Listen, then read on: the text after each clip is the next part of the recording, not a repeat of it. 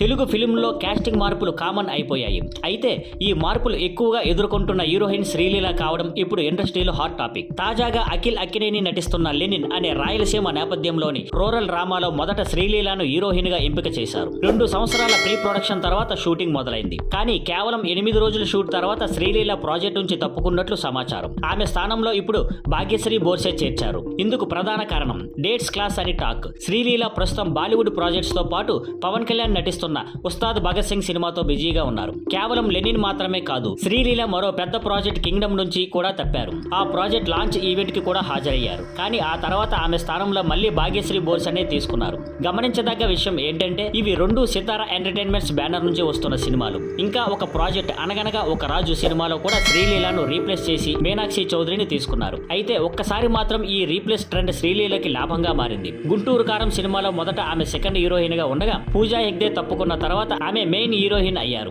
ఇది ఆమెకు పెద్ద విజయం. మొత్తంగా చూస్తే సినిమా పరిశ్రమలో టాలెంట్ తో పాటు టైమింగ్, డేట్స్ కూడా చాలా ముఖ్యం అన్న విషయం మరోసారి తేలింది. శ్రీలీల వంటి రైజింగ్ స్టార్ కి ఇవి ఓ రిమైండర్ మాత్రమే. Thank you for watching. Please like, share and subscribe.